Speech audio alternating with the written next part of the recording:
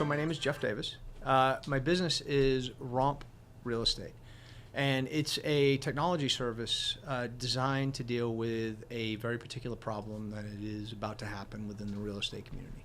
Okay, and can you delve a little bit more into that problem that's going on and how you plan to help real estate agents? So essentially, what's going on, and for any real estate agents that are listening right now, or any of your clients that are listening right now that are real estate agents, they know very well what the problem is, and it's essentially that the National Association of Realtors has come to a settlement on a lawsuit they were hit with to change how they essentially work with buyers' compensation fees. At present, actually, up until the 17th of August, the way that it works is compensation fees were part of the MLS. If you went on a listing, the realtors could go on there, they could see how compensation splits were going to happen, and it was designed as an agreement. It was an agreement in place, so you couldn't back out of the agreement. It was legally binding. You now had something that you could work with, and you could go. You knew you were going to get paid essentially for. So on the 17th, that changes. Essentially, there's two things that this settlement did. It said, hey, if you're a buyer's agent, you now have to negotiate a fee with your buyers, or the person that you're directly working for, which is the buyer. You're representing them, you're going to negotiate a fee with them. And secondly, we're not allowed to put that fee in MLS anymore, or real estate agents are not allowed to put that fee in MLS anymore. So, it creates kind of like a head-on problem. And the problem is, one, I now have to talk to my clients who can't necessarily always afford this fee. I mean, most people don't have the money to pay an additional 2%, 2.5% of the cost of the house that they're going to buy in cash out of their pocket as they go buy these homes. So it creates a problem on that side and starts to slow deal flow on that side. It also creates a challenge on the seller side, because no longer can you put it in there, so there's not even a way to look for that fee anymore. So what you've got to do now is sellers can take that fee and list it on their individual websites, or they could list it on their brokerage websites, but they're not allowed to put it on the MLS anymore. The buyers now are going to have to go and dig for those compensations. So if they've made an agreement with a buyer saying, hey, I'll get paid 2.5% for this. If we can't get the seller to pay it, you owe me. That's going to be a lot of buyers turning around saying, listen, this is a beautiful home, but I can't afford to pay you 2.5% on top of the cost of this home, right? So it's the challenge that comes in, is they're now faced with a need that wasn't there before. And so as we've started to estimate this and we started to look through it, and anybody who's worked in sales in any industry knows that when you start to put friction into the system, it starts to slow down what you can do with the deal. And that was the crux of the problem that I saw for realtors, is that this was going to be a real cost for realtors. They were going to have to now, essentially look at 20 to 40 hours more per client or per home that they're putting in. Or actually, I'm sorry, I meant to say across the week. So 20 to 40 hours more per week across, the homes and the clients that they're working with. Looking at, an extra hour to 2 hours per client a week, or per property a week, starts to become cumbersome. Yeah. So what we looked at is, how can we reduce the friction in that? And what we came up with was an idea to separate listings from the MLS, make it really easy, 5 minutes for any listing agent to put the information up on the board. And then within 3 clicks, any buyer's agent can find the property and agree to the compensation that was put onto that property. We've worked with a really good legal team to make sure that we're meeting with complete compliance as to what the settlement was.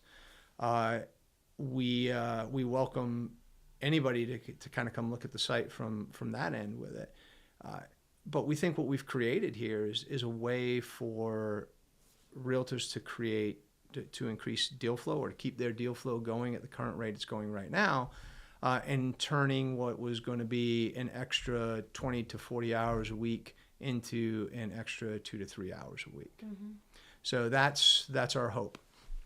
And we think we've got a pretty good system. We're open right now for beta testing on the system.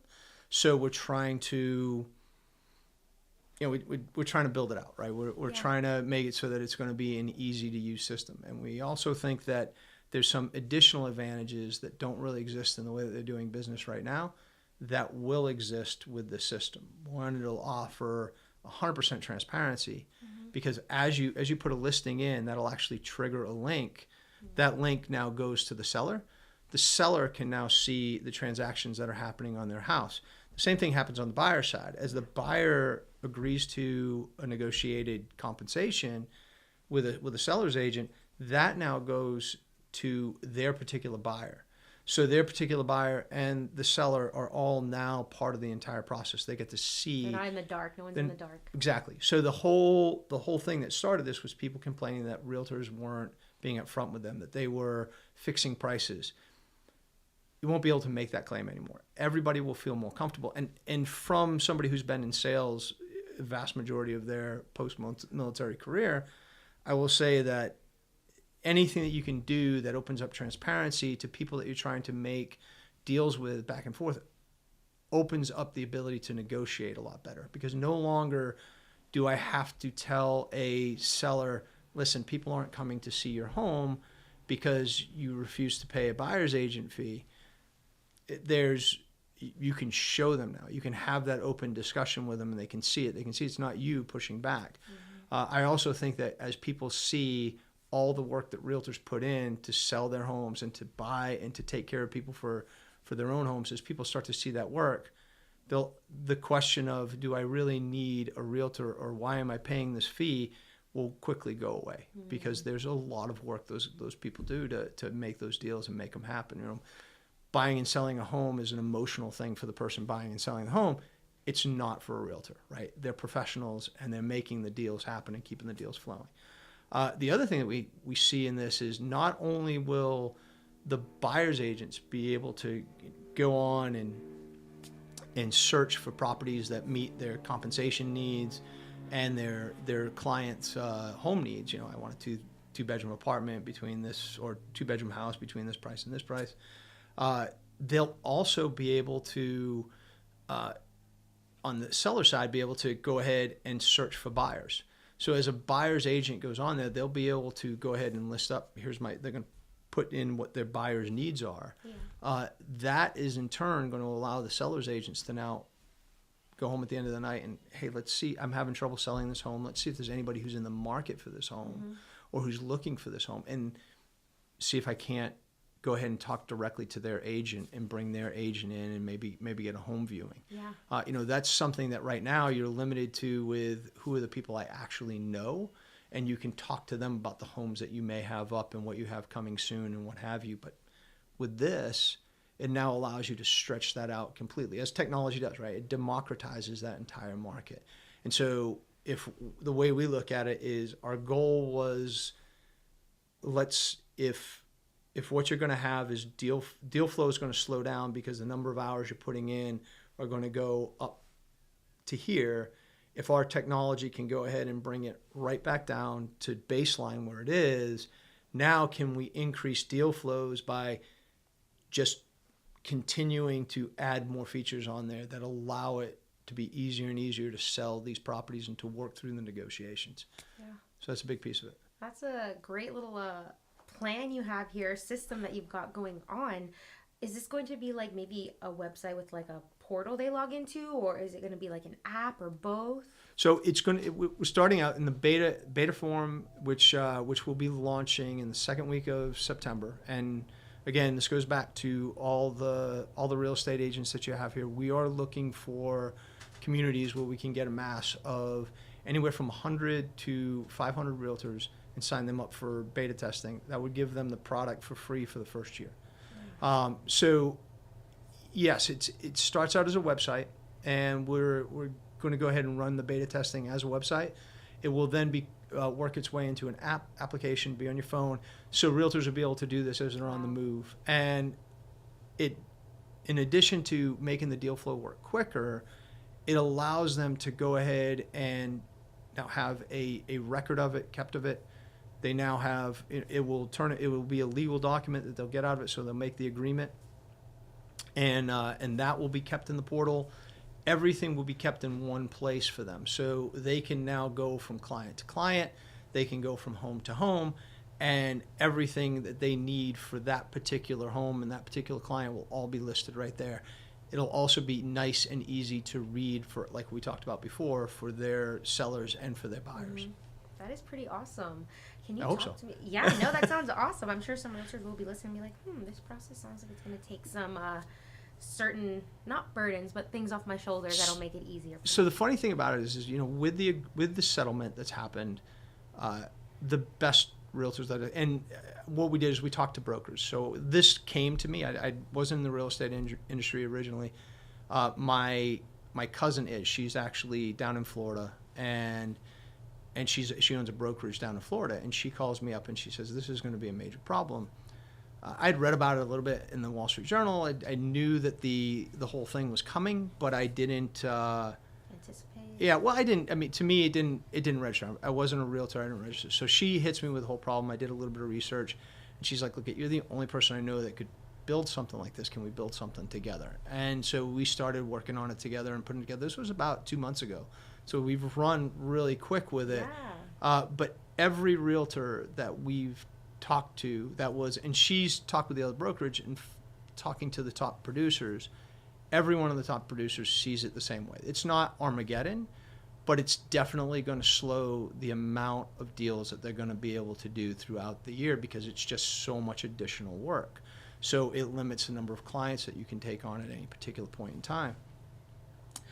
So every one of them that we've talked to has seen the problem, and when we showed them the solution, as most people are, they're skeptical at first, but very quickly, as they've seen how quickly it works and how it comes together and how it flows, they've been converts in seconds.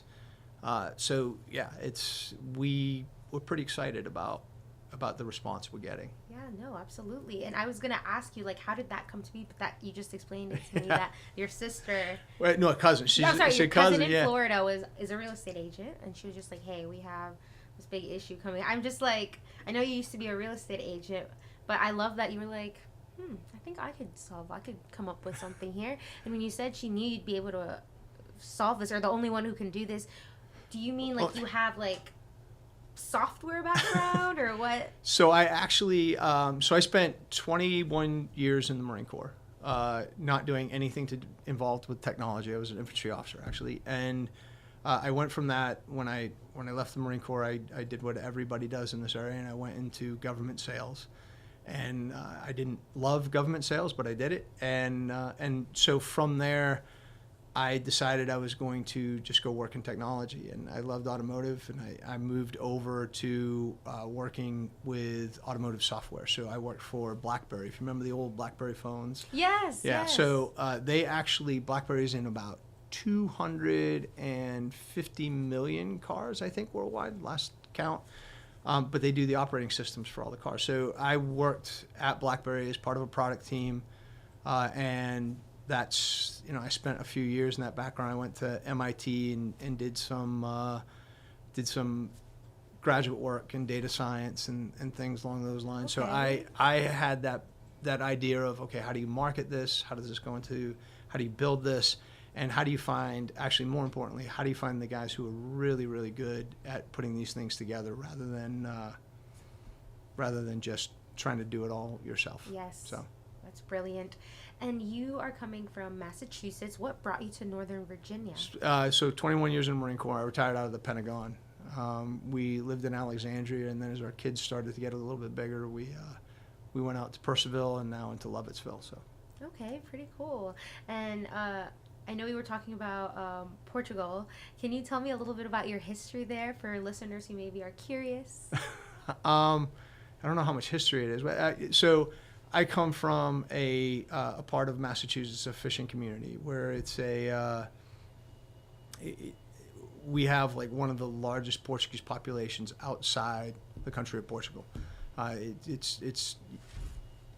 don't know. I can't think of anybody I grew up with in that town that wasn't at least somewhat Portuguese. Which, by the way, I had no idea. That's so cool. I went over there and I didn't even think. Well, honestly, it was wherever if you look around the United States, wherever you find fishing, you find Portuguese communities. Wow, so if you look in look there, New Jersey is another place where there's a fairly large Portuguese community, and then all the way over on the West Coast, over in San Francisco in Northern California, where you had the whole fishing industry out of San Francisco. There's a large Portuguese community that there. Is awesome. So wherever there's water and fish, you can find the Portuguese community there. Yeah, that's it. Thriving. Yeah, pretty much. I love that. But yeah, okay. Beautiful place if you ever get to go. It's a beautiful place to visit. Put that on my bucket list. Yeah, there. I have so many should. that I need to Absolutely go. should. Thank you. And as far as marketing goes for your business, how do you plan on using social media to help get the word out there about the services that you're offering, and maybe for agents who don't know about this and how it can help them? So our big move right now is, like I said, we are right now trying to get in our beta users. So we have been fairly under the radar for the last couple of months because we wanted to get everything in place. So we wanted to get IP in place. We've put together a fairly unique process, so we wanted to make sure that we had our patents pending and everything else before we went too public. And then we've had make sure the prototype works in and of itself. So we've had clickable prototypes done that just aren't live yet.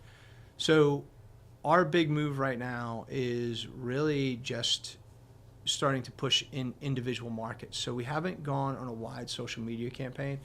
Our plan is within the next 3 months, we'll push a large social media campaign. We'll get everything moving. Once we get the beta testers in and we've seen, everything works great in a prototype right up until you launch it and democratize it, and then everything goes wrong. So we want to go through that stage first before we go massively. Our biggest concern right now is we want to find those beta testers to come on, to take a look at it, and we want to go into markets that we can collect quickly. So we're not necessarily interested in hitting Los Angeles right away. We want to actually get this thing moving in communities where we can build it out, and for it to be useful, all real estate's local, right? So for it to be useful, it really has to build out into an entire community. So having 10% of the houses in Loudoun County on there doesn't make it a very useful product, but getting 40 to 50% of the homes on Loudoun County on there makes it a very, very useful product to realtors. And that's what we want to get to. So again, it goes back to free beta testing, and if we can get that out, once we get beta testing moving, so we're looking around October timeframe, we'll probably push on a big social media push. We'll look at a lot of native ads, and then we'll probably look at expanding this campaign out and really trying to do a lot more of things like this. Yeah, awesome. No, I love that you have a plan already going, like in October. Perfect. That's great. And how are you choosing the beta users? Do they come to you? Are you scoping certain people out? Can people, if they're interested, want to be? Yeah, absolutely. So what we've done is we've set up a landing page right now where it's called Romp Real Estate. If any one of your listeners goes to Romp Real Estate, they can sign themselves up as a beta user. If we get what we're looking at is geographically, how can we saturate a certain place? So if we know we're getting a certain number in a particular area, we'll use that area as one of the beta testing areas. But if you come in and sign up now, even if you don't get selected as a beta area, because you'd still be able to go on, use the platform when it comes out, and you'll still get it for free for a year if you sign up now. Nice. Okay. So even if you don't get chosen as a beta testing area, you still will be able to use the product. You'll still be able to get it started, and you'll still get it for free for a year. So. Nice. Heard it here first. And what do you like to do to unwind, and what are some hobbies that you have if you're not too busy, like trying to get this built up and all your other endeavors that you've got going on? Well, I've got a ton of kids, so that's that. How much are we talking? Between my wife and I, we have 8 children. Nice. So okay, party. We were a blended family. I came with 4, she came with 2, and then we had 2 more.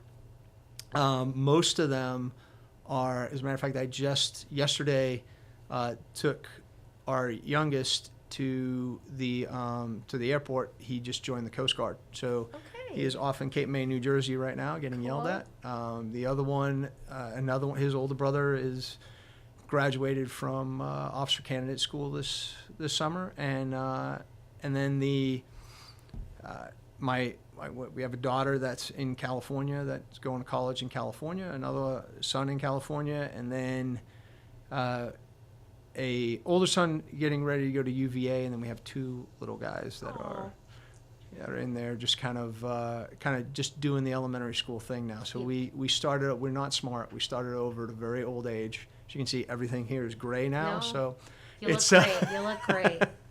So that takes up most hobby time. I also have a little woodworking shop that I work in. I love doing that stuff. Yeah, talk to me a little bit about that. Okay. So it's I just started building projects a little bit over a year and a half ago, almost 2 years ago. And it just slowly kept on building more and more and more. People wanted bigger things. We started out this is for homes, right? Yeah, this is for homes, just for individual clients. Just people who, when we get word around, and we do a little bit of advertising on it. But it's one of those things where we're at the point we're not taking on too many jobs now. We just do a few jobs here and there, and I've gone from trying to produce a lot of things to just trying to make really nice things for people. Especially people that I like. I love doing it because you just meet a lot of nice people in the area, and they're kind of doing a lot of cool things. So. And what is the name of the business? That's called Handmade Virtue. Okay, pretty cool. Handmade Virtue. Love that. And is there anything maybe that I did not touch on that you would like to share with our listeners? I think the biggest thing, that we look at as we go to Romp, as it goes with Romp, is we really want involvement from the real estate community right now. So if I can pimp that out just one more time and just say, come in and be a beta tester, come in and see what we're offering on this, I think that they're going to be pleasantly surprised. It's something that we want to work together with them on, and it's something that we want to get growing and growing quickly. Thank you so much. Thank you. And now, any parting words? I know that this could be a parting word, but maybe a mantra that you like to live your life by, or leave us with a message that's been on your heart. It could be something totally off topic.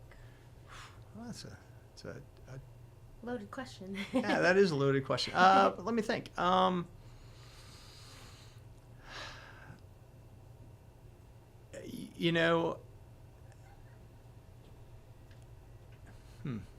It's okay. No, it's all right. I'm actually trying to think of something because, one of the things I actually believe in very, very deeply is that, I believe that there's a general nature behind human beings, right? Like I do believe that most people are genuinely good people, regardless of the background you come from, regardless of all of the arguments that we have right now and the way that we consistently divide ourselves and try to find ways around issues and things like that. I'd say as I've gotten older, probably the biggest mantra that I've really gone by, or the biggest thing that I've seen, is that we come to judgments way too quickly on things. Like, people look for ways to divide themselves. They look for ways to classify themselves, for ways to identify themselves. And if there's anything that I actually would just love to see stop, is, starting to look for the things that actually bind us rather than the things that actually divide us. Yeah. So that's probably the biggest thing I live my life by now, is instead of getting angry about somebody having a differing opinion than me, trying to understand why they came to that opinion. Yes, I totally agree with what you just said there. So thank you so much. That's a huge message that I try to live my life by. Sometimes it's not perfect, but I do the best that I can, and I think that's beautiful. But thank you so much for being on the podcast, and thank you for sharing your stories and about your awesome business that you've got going. Well, thank you.